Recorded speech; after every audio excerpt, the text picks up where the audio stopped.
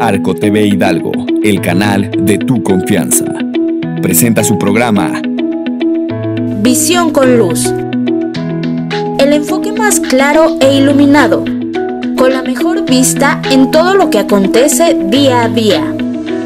El enfoque con mayor veracidad y objetividad en moda, belleza, salud, economía y política. Visión con Luz. Comenzamos. Hola amigos, ¿cómo están? Pues nuevamente estamos aquí en una emisión más de Visión con Luz. Y el día de hoy me acompaña mi amigo, el doctor Roberto Morales Estrella, quien nos va a platicar de un tema muy interesante y que seguramente nos va a sacar de muchas dudas que tenemos respecto a la policrisis y a la red 5G.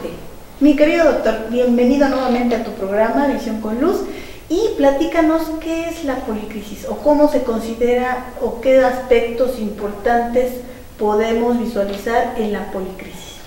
Gracias, muy amable. Pues anualmente el Foro Económico Mundial de Davos hace una reunión y hace, pues, es conocido, llegan muchos líderes mundiales a exponer sus planteamientos respecto a la marcha económica, tecnológica, social, ambiental. Pero coincide también que publica, aparte de su informe anual, publica que ya está en su 28ª edición se llama el informe de los riesgos globales, en esta ocasión es 2023, y precisamente allí estos muchos expertos y muchos líderes mundiales expresan ahí sus temas respecto a la marcha del mundo en diversos temas.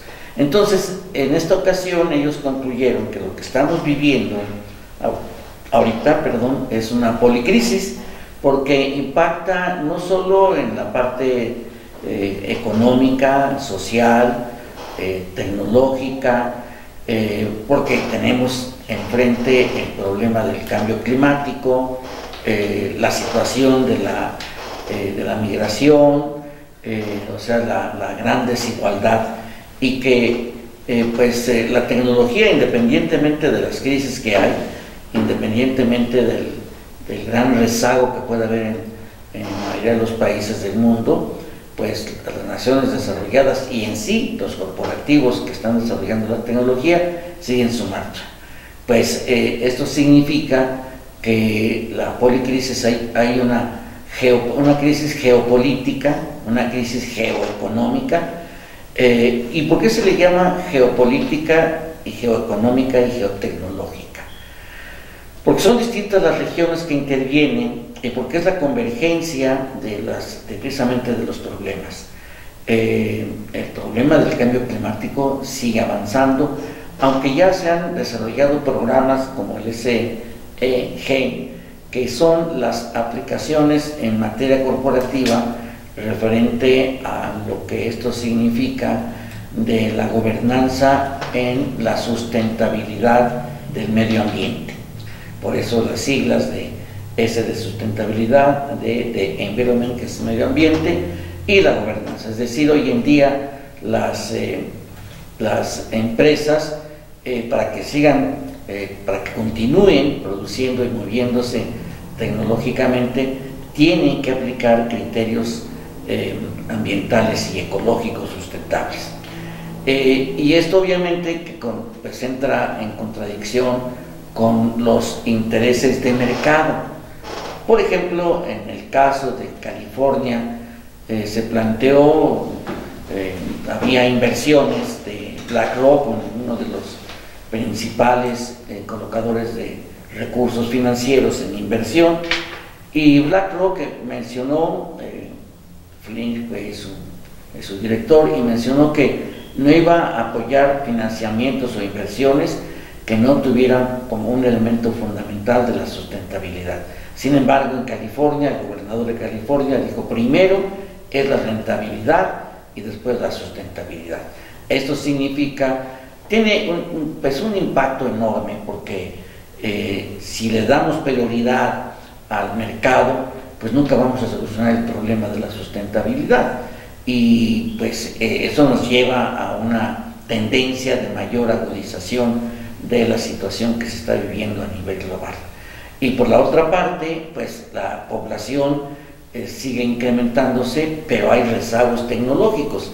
Estamos viviendo una concentración de los desarrollos tecnológicos.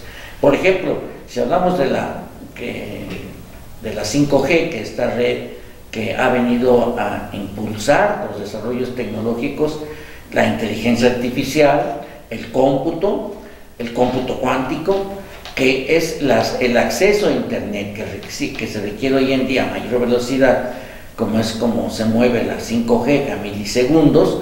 Sí, es cierto, viene a impulsar la alta, o lo que se llama la hiperconectividad, pero esto nos lleva a una reflexión, porque se requieren inversiones muy fuertes, sobre todo en fibra óptica.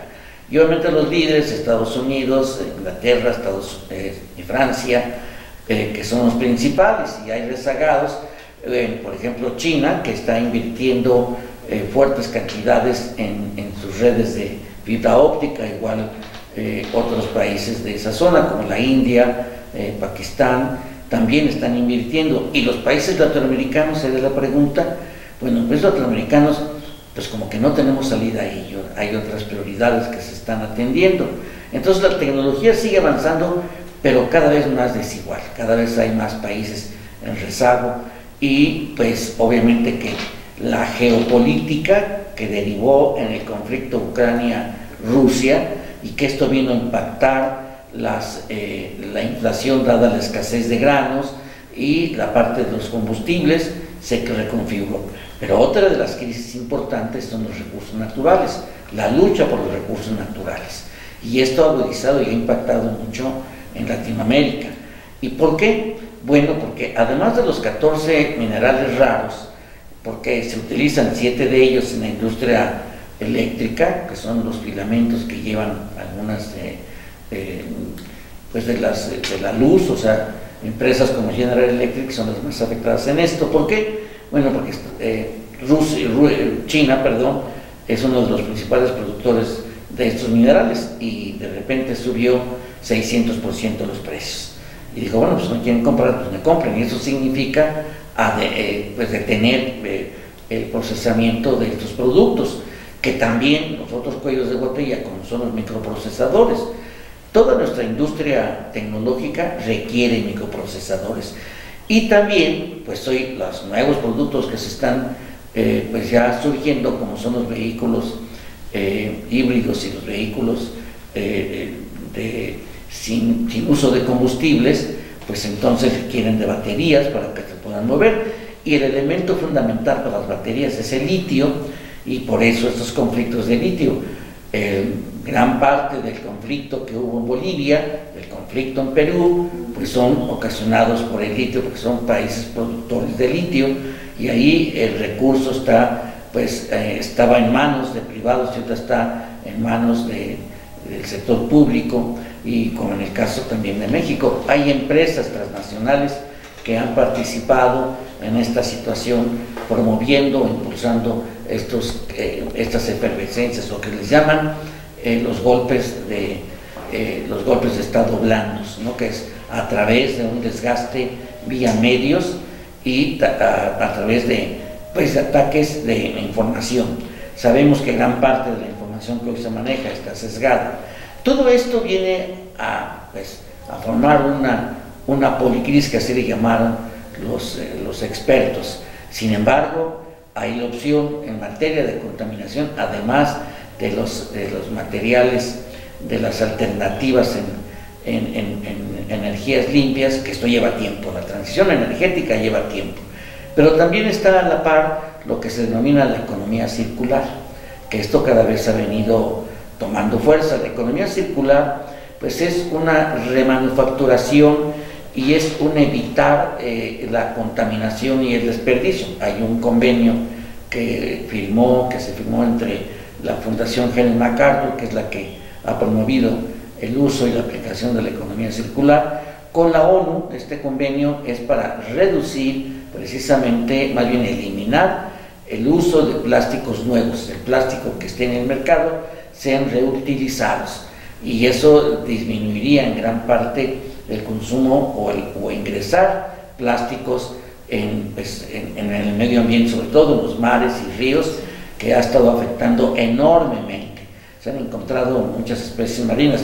Se dice que hay más plástico ahorita en los mares que recursos bióticos, o sea, no solo peces, sino también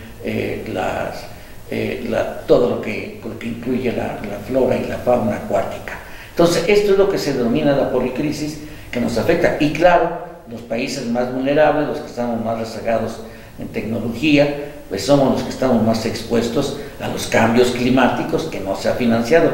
Hubo una propuesta muy interesante de Petro, el presidente de Bolivia, que dijo que la deuda que tienen los países latinoamericanos, que se considerara como inversión para amortiguar el efecto del cambio climático en las naciones latinoamericanas. Es decir, que esa deuda que tienen estos países se les condonara para que fuera invertido en este aspecto. Sí, que se buscara para que se generaran las geotecnologías suficientes para reducir los impactos en materia de los efectos climáticos.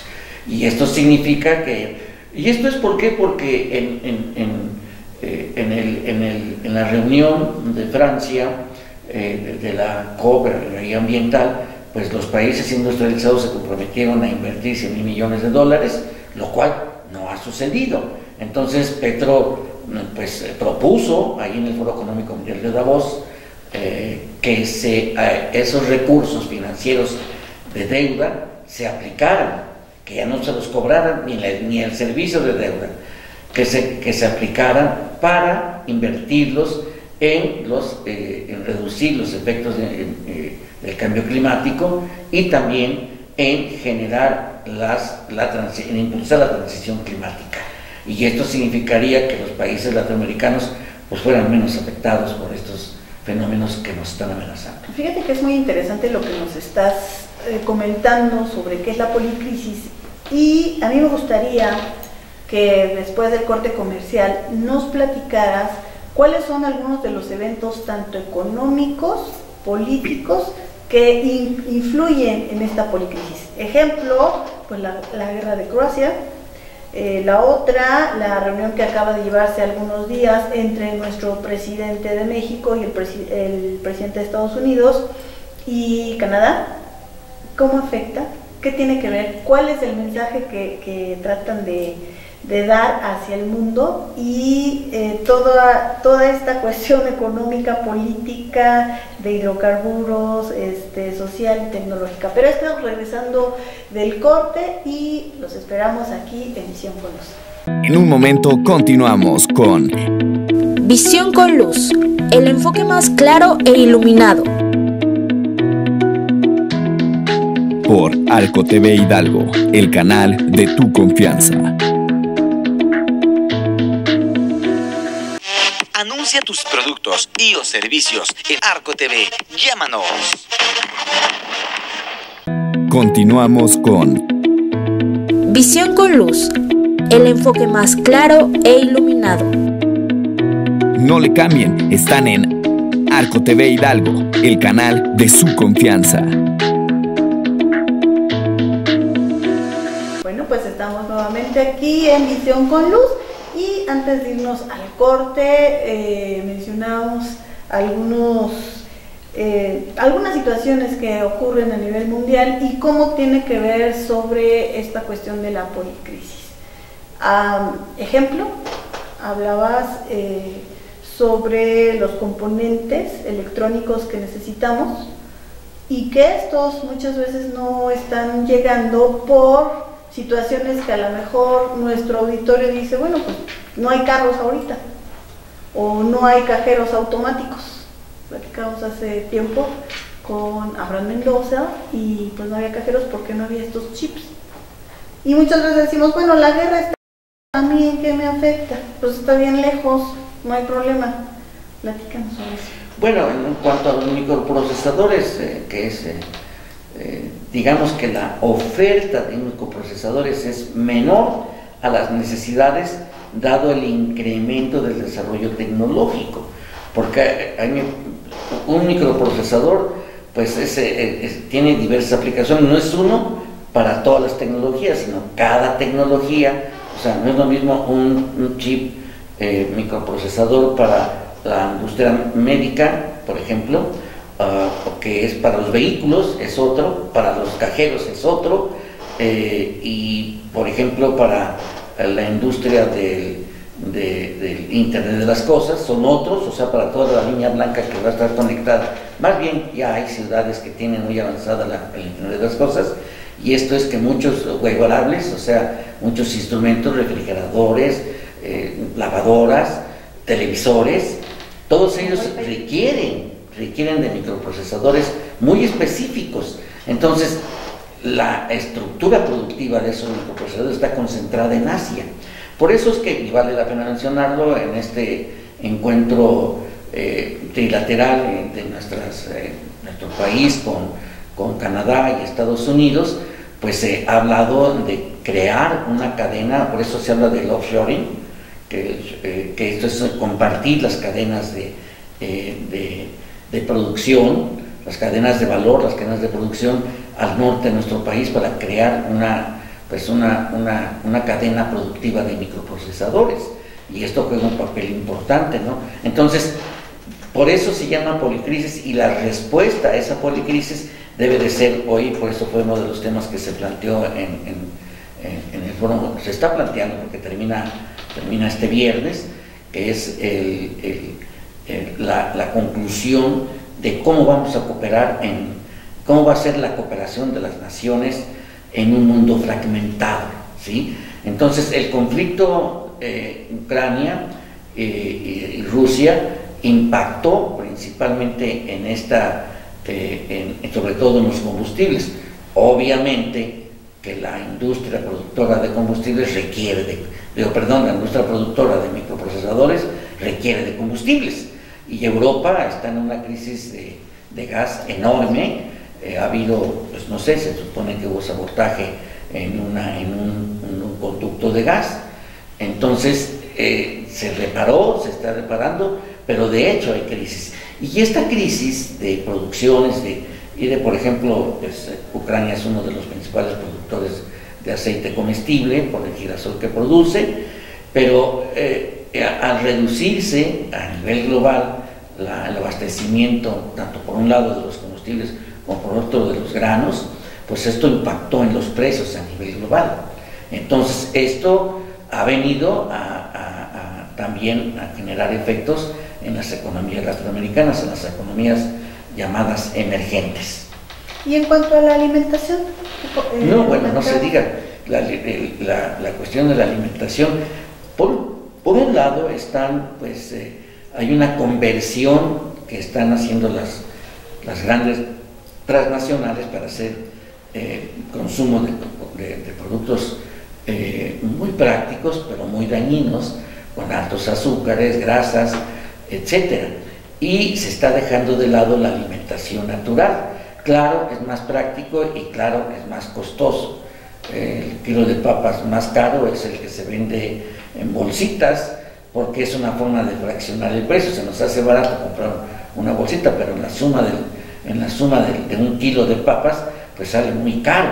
Entonces, esta industrialización de alimentos ha ido en contra, por un lado, del poder adquisitivo de las poblaciones que tienen salarios bajos, como es el caso de México, que apenas estamos recuperando un poder adquisitivo, cuando México tenía un salario mínimo más bajo, el más bajo en toda Latinoamérica.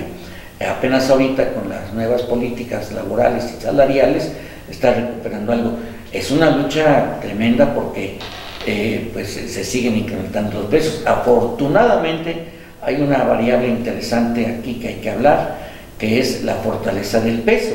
Eso va amortiguando la propia inflación, y Eso significa que se recupera, o al menos ya no afecta más el poder adquisitivo de nuestra moneda, y la gente en términos sociales, pues puede, sobre todo las de más bajos ingresos, pues puede continuar teniendo accesibilidad a los alimentos. Sabemos que hay sectores, por lo menos hay unos 6 millones de habitantes, 10 millones de habitantes, que tienen problemas para el acceso a la canasta básica.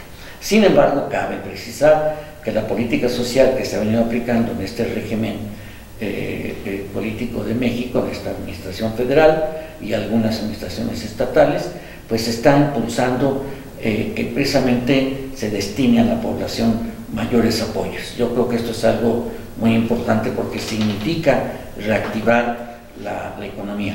Alguien me decía, a ver, por ejemplo, te voy a poner un ejemplo. John es un soldador, él ponía el ejemplo en Estados Unidos, es un soldador que va, trabaja, le pagan y con eso va y compra sus alimentos y genera cierta productividad, pero de repente meten a un robot, ya sea tanto brazo robótico como un robot que haga la operación que hacía John. Dice, bueno, ¿y qué pasa con John? Pues John ya no trabaja y ya no tiene ingresos, y dice, pero está más eficiente la empresa está cumpliendo con la rentabilidad, pero no hay un impacto social. Y dije, ¿qué pasa entonces también con el mercado? Entonces lo que consumía John ya no lo va a consumir el robot va a consumir combustibles, energía de otro tipo. Entonces, la tecnología no es mala. El desarrollo tecnológico tiene que ir acompañado, no lo ha sido hasta ahorita en términos genéricos, de la ética y del sentido social y sobre todo del sentido de sustentabilidad. ¿Qué significa esto que estamos diciendo? Que si bien hay policrisis, también puede haber una generación de soluciones, como la que planteaba Petro para el cambio climático, que pueden dar respuesta y dar salida a esta policrisis. Entonces, cuando nosotros usamos la tecnología o creamos tecnología para ayudar a la implementación de la producción rápida, inmediata, eficiente, etcétera, también deberíamos de pensar, o deberían de pensar, en el beneficio social y económico, cómo afecta a la sociedad, por el ejemplo tan tangible y tan práctico que acabas de poner. ¿Qué pasa con John? John ya no va a tener un sueldo, va a haber una crisis en su hogar y no va a tener para solventar pues las cuestiones básicas, ¿no? De alguna forma. Ahora, ¿qué es más fácil o qué es más peligroso tener como crisis? Hablando de la crisis alimentaria, sí me preocupó lo que me decías hace un momento que platicábamos fuera de cámara, de que una crisis alimentaria sí sería más grave, porque incluso John puede seguir teniendo el trabajo, tener el recurso, pero no tiene o no existen alimentos que comprar, yéndome a los extremos, claro. Sí, bueno, esto es complicado porque los campesinos, los pequeños productores, que son los que han dado la alimentación al mundo, en términos generales, se están enfrentando a una situación muy crítica. La situación es que se enfrentan a la aplicación tecnológica de la agricultura, lo que se conoce como agricultura sin agricultores. Y esta es la aplicación de la tecnología con drones, con inteligencia artificial, vía satélite. Ya serán la inteligencia artificial que le va a decir al dueño del predio, de las hectáreas del campo, cuándo va a sembrar, cuándo va a cosechar, porque va a conocer pues las tendencias del comportamiento de las lluvias o va a ser de riego, etcétera. El problema de esta tecnología que se utiliza así, en la parte más grave, es que para privilegiar un cultivo deterioran los demás, utilizando pues agrotóxicos como el glifosato y el dicamba. Entonces, claro, esta es la contradicción entre rentabilidad y sustentabilidad. Entonces, la idea fundamental es que se le dé mayor prioridad a la sustentabilidad. Son varias empresas, 3 empresas muy fuertes a nivel transnacional, una farmacéutica, una tecnológica estrictamente, y una que ha estado en el mundo agrícola, en la actividad agrícola ya desde hace tiempo, que están impulsando esta agricultura. En cambio, los campesinos tienen alternativa. Si ahorita ya la práctica agrícola es aplicar la técnica de la regeneración de la tierra, alimentarla, y que por ejemplo, pues en una milpa, si es maíz en este caso, pues no solo se siembra el maíz, se siembra el frijol, el haba y la flor de calabaza, porque nos han ido cambiando. En el caso de México, nos han ido cambiando nuestra dieta. Yo no veo en los centros comerciales calites, yo no veo gualumbos, todavía hay nopales, ¿no? Sí, esa es una ventaja. Entonces, yo creo que habrá que hacer una revisión de las actividades agrícolas y los campos, la vocación.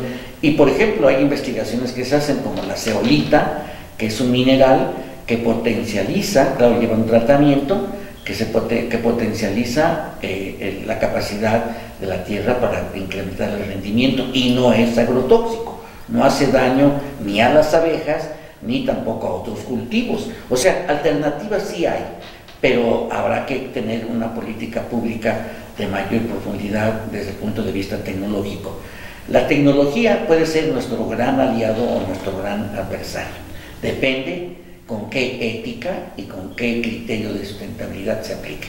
Y fíjate que ahorita que me estás comentando eso, también haciendo referencia al programa Sembrando Vida, están precisamente estudiando el cómo cultivar de manera no tan agresiva, sustentable, exactamente sustentable, a la tierra, ¿no? Entonces, una de las cosas es eso, el no utilizar pues estos fertilizantes que, lejos de ayudar, pues dañan a la tierra. Y eso es una de las cosas que creo, desde mi punto de vista federal, va lento, obviamente, se está enseñando o se está llevando a cabo.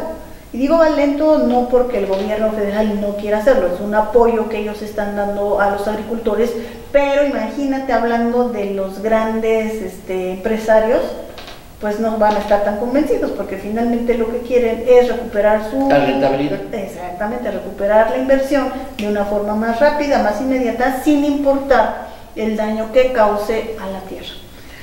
Definitivamente que la lucha de la policrisis y de la vía para un mundo más viable y más humano, pues es la contradicción entre rentabilidad y sustentabilidad. Eso juega un papel importante, pero hay que mencionar también que hay otra crisis que estamos empezando a vivir, ya desde hace rato se ha venido acelerando, que es la privatización de la educación, sobre todo la educación superior y la de posgrado. ¿Por qué? Porque a nivel global son las grandes transnacionales que están creando sus propias universidades y únicamente están formando al técnico específico para el que requieren, y lo toman como desecho. Cuando ya no lo ocupen, pues lo desechan, lo corren, ¿sí? Sin las prestaciones que requieren. Hemos visto que es muy fácil mencionar, X empresa acaba de correr a 11,000 gentes y otra 15,000 gentes. Entonces, y obviamente que esos son sustituidos. Ellos hablan de que dada la situación que se está viviendo, ya no tienen para sostener a esos trabajadores. Lo que pasa es que están creando nuevas tecnologías más eficientes. Ahorita las tecnologías, digamos, líderes son la inteligencia artificial, el 5G y el 6G, que ya se está hablando del 6G. Todavía no acabamos de utilizar el 4G y ya estamos en el 5G y el 6G. O sea, esa es la aceleración de la tecnología. Y viene la otra es el cómputo cuántico. El internet va a ser súper veloz, pero no para todos. Todo eso cuesta. Y hace rato lo comentabas, esa tecnología está centralizada. Claro. O sea, aquí en el estado de Hidalgo, por ejemplo, tenemos esa tecnología en un lugar muy centralizado, nada más en la zona metropolitana, pero si te vas a la Huasteca, la Sierra, pues no tenemos esa posibilidad, y vaya que es necesario. Y acabas de comentar algo igual bien triste, que cómo tratan a los trabajadores, a los empleados de empresas gigantescas, ¿no? Microsoft, por ejemplo, escuchaba ya en unas noticias el día de hoy, por la mañana, o ayer, no me acuerdo, que despidió a miles de empleados porque ya no cumplen con las necesidades, ponen el pretexto, y así textualmente lo anuncian, porque ya no cumplen con las necesidades de las personas que le contratan sus servicios. Pero sobre esto seguiremos hablando después de este corte comercial y los esperamos aquí en Visión con Luz. En un momento continuamos con Visión con Luz, el enfoque más claro e iluminado. Por Arco TV Hidalgo, el canal de tu confianza.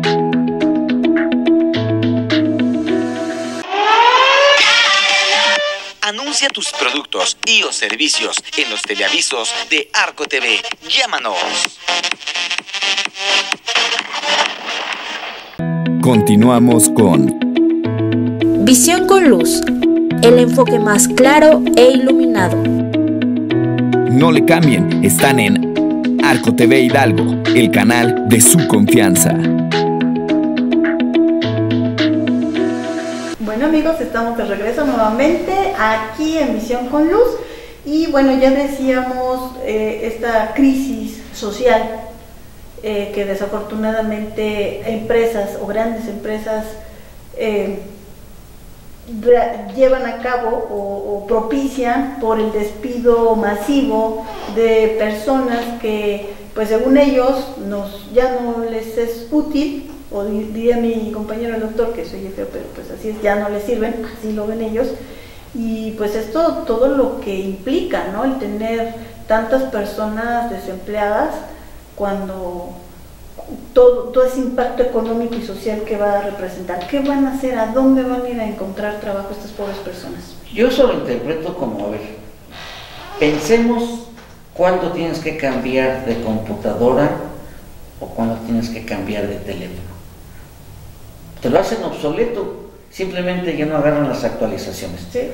Si tú tienes una computadora desde cuando se empezó las primeras que usaban discos de 3,5, ¿sí?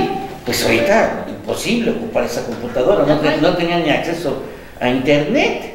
Recordemos que el primer teléfono que utilizó, que se conectó a internet, fue el Nokia 900, ¿sí? Que ya fue el primer teléfono. Ahorita, teléfono que no agarre las actualizaciones ya no sirve. Y ojo, te lo programan para 2 años. Bueno, como la tecnología va a una velocidad vertiginosa, que en escalamiento, la preparación de la gente tiene que ser así, pero no puede dejar, o se capacita o se aprende. Bueno, aquí la cuestión es que las universidades públicas, sobre todo, y de los países latinoamericanos, pues vamos rezagados tecnológicamente. Ahorita ya pensemos en ciencia de datos. Hay licenciaturas, hay maestrías, ¿cuántas? ¿Dónde? ¿Sí? Y además, no solo una ciencia de datos tiene que aplicarse a qué sector, cuál es el enfoque que se va a aplicar, para agricultura, para industria. Por ejemplo, hablaba yo con una persona que está haciendo un postdoctorado en Canadá. Ellos requieren expertos en robótica para poder aplicar la industria 4.0 en la metalmecánica, ¿sí? Allá ellos no tienen eso y están requiriéndose de ese tipo de gente, ¿no? Entonces, pero cuando los ocupen, ya las industrias que están en eso, pues entonces o se recuperan o se vuelven a capacitar. Por eso la educación es permanente, el aprendizaje es infinito. Siempre tenemos que estar aprendiendo y para ello siempre tenemos que estar captando información, pero aquí el riesgo también fundamental es cómo podemos identificar la información confiable y oportuna. Hay mecanismos, hay sistemas, hay modelos que nosotros lo aplicamos en el observatorio tecnológico para poder identificar, pero también es una cultura personal. No olvidemos que el ser humano es un ser que siente, que piensa y siente, pero que fundamentalmente ese pensamiento y ese sentimiento es el resultado de la información que capta. Entonces, la información, tenemos que aprender a objetivizar la información. Mira, ahorita que comentabas del avance tecnológico, Qué bueno fuera que el objetivo del avance tecnológico fuera precisamente tener avances que nos ayuden en nuestra vida cotidiana, o en las empresas, o en la agricultura y en todos los sectores. El ejemplo que ponías del teléfono. ¿Cómo no vamos a tener tanto desecho tecnológico o plástico en nuestro mundo, en nuestro país, en nuestro estado, en nuestros mares, si nos hacen cambiar del teléfono cada 2 años? Incluso antes lo hacían por plan, ¿no? Que tu plan incluye el teléfono 1 año, ya, cámbialo, hay un teléfono mejor. ¿Mejor en qué? Que la cámara. Es que a mí no me importa, yo mi teléfono lo ocupo para mensajes, para bajar archivos del trabajo, tal vez para el Facebook, para el WhatsApp. No me interesan tanto las fotos. O sea, me estás poniendo tecnología que es inútil en lo práctico, a eso me refiero, ¿no?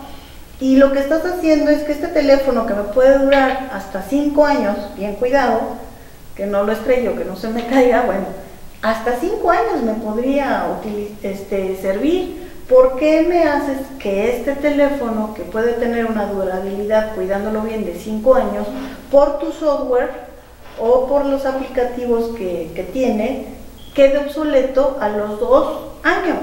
Y esto lo que está generando, más que una necesidad tecnológica, es una necesidad económica. Bueno, lo que pasa es que también hay mucha inconsciencia en los usuarios. No lo ocupan para lo que es realmente útil. Los videojuegos, los streaming, o sea, las películas, las fotos. Aquí estoy, ahora estoy acá. Y la selfie, pues es lo que más consumen. Un filtro. O sea, fijémonos, de los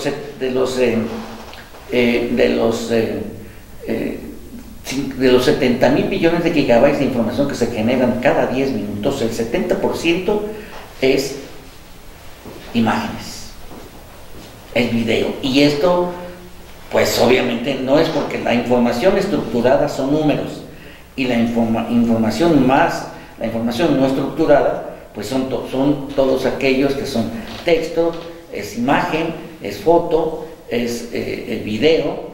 O sea, ¿cuál ha sido el éxito de TikTok? Son pequeños videos, y que TikTok es la tendencia que marca que en este año va a ser el líder en publicidad.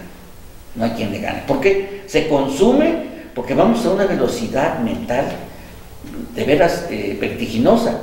Entonces, se requiere un cambio cultural.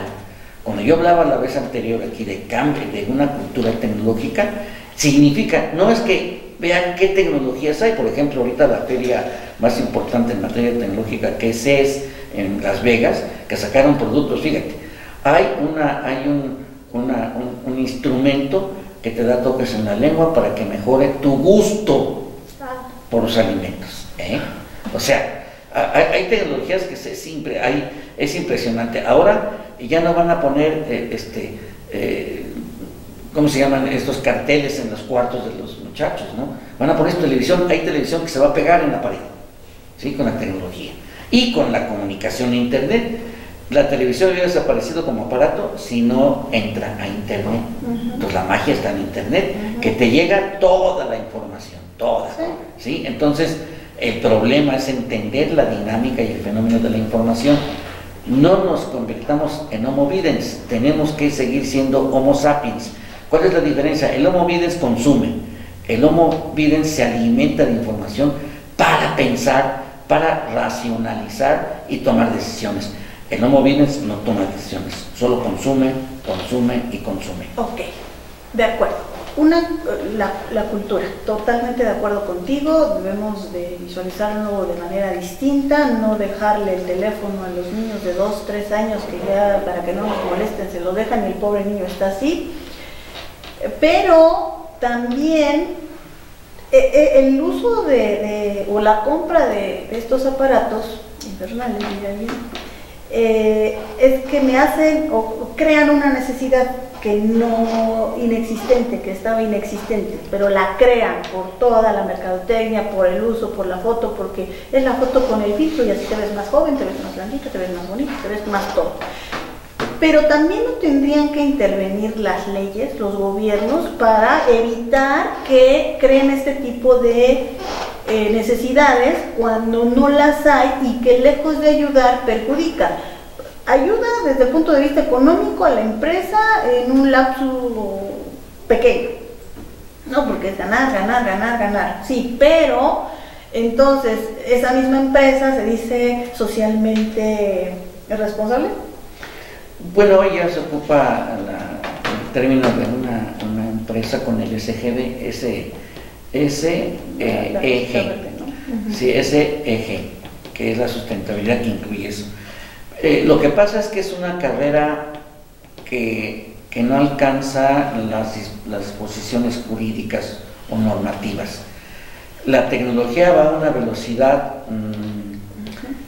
a la velocidad de la imaginación, que es cierto, se están imaginando cosas nuevas. O sea, lo que hoy se vio en la feria del CES en Las Vegas fue impresionante, porque es toda una exposición de productos tecnológicos impresionantes, y la reglamentación, los procesos de generación de legislación, de normas, es mucho más lento, mientras que van a una velocidad de carreta, el otro está en la velocidad de la imaginación, que es la tecnología. No lo ha alcanzado. Ahorita, desde el año pasado, se determinó que ya estaba listo el primer borrador de la ley de ciberseguridad en México, y todavía en este año apenas va a entrar a discusión. No se ha discutido la ley de humanidades, ciencia, tecnología e innovación, que va a abolir la otra. Entonces, se supone que esto va a estar por mayo, junio. Entonces, y de aquí a que ya se legisle, se publique y se empiece a instrumentar, nos gana el tiempo. ¿Sí? Sobre todo leyes que no violenten los derechos humanos. No, sí, o sea, la ley puede ser muy buena, ¿no? Pero si no hay, o sea, ya salió la ley y la ley salió desde una perspectiva tecnológica que ya fue superada. Los hackers están estudiando y investigando y hackeando diario, cada minuto, ¿sí?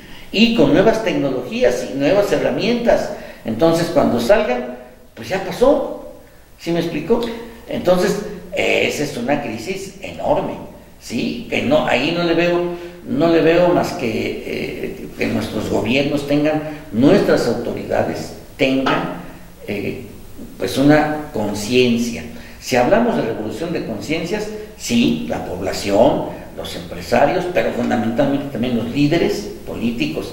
Y desafortunadamente, en el caso de México, que está, por un lado, la gente que quiere que regrese de nuevo el sistema de transnacionalización de nuestra economía y de nuestra sociedad. Pero, por ejemplo, México, después de la base que dejó Cárdenas, el presidente Cárdenas, crecimos al 6% sin necesidad de transnacionales. Y hoy, ¿quién domina la economía en México y los medios tecnológicos en México? Las transnacionales. Bueno, pues ahí les dejamos esta declaración que nos hace nuestro amigo para que veamos y seamos más conscientes del uso de la tecnología y pues de no estar ahí yéndonos a las mieles de querer comprar el mejor celular. No tiene caso a veces, ¿no? Y hablando de los hackers, lo que decías hace un momento, lo vimos también en la crisis que hubo con los vuelos en Estados Unidos. Ah, sí, claro. El sistema aeronáutico, ¿no? Entonces se meten en todo. Bueno, yo creo que ese sería tema para otro programa, porque la verdad, como siempre, se nos va volando el tiempo y ya llegamos al final de esta emisión de Visión con Luz. Yo quiero agradecerte, doctor, el hecho de que hayas estado aquí y pues seguiremos invitándote pues para que nos sigas platicando todo lo que hay, y por ahí vamos a anunciar también unos videos que vamos a subir de 7 minutos aquí con nuestro productor, donde también nos explica más a detalle este tipo de temas el doctor Roberto Morales Estrella. Muchísimas gracias, doctor, por estar aquí conmigo. Gracias a ti, que me das oportunidad de estar cerca de la luz. Gracias. Y bueno, amigos, los esperamos nuevamente en otra ocasión en su programa Consentido Visión con Luz. Hasta pronto. Arco TV Hidalgo, el canal de tu confianza, presentó su programa Visión con Luz. El enfoque más claro e iluminado, con la mejor vista en todo lo que acontece día a día. El enfoque con mayor veracidad y objetividad en moda, belleza, salud, economía y política. Visión con Luz. Hasta la próxima. Desarrollo Real Turquesa, el lugar para vivir en la playa, a unos minutos de la laguna de Tamiagua, en Veracruz. Pone a la venta lotes de 1,000 metros cuadrados, enganche de 10,000 pesos y mensualidades de 2,500. Cuenta con escritura pública, servicios de agua y luz. El desarrollo colinda con playa, hermosas dunas y laguna. Desarrollo Real Turquesa. Informes al 771-216-6323. Desarrollo Real Turquesa. Anuncia tus productos y o servicios en Arco TV. Llámanos.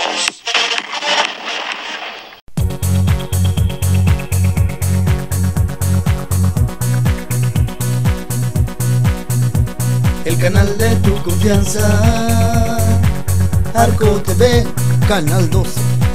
El canal de tu confianza, Arco TV, Canal 12.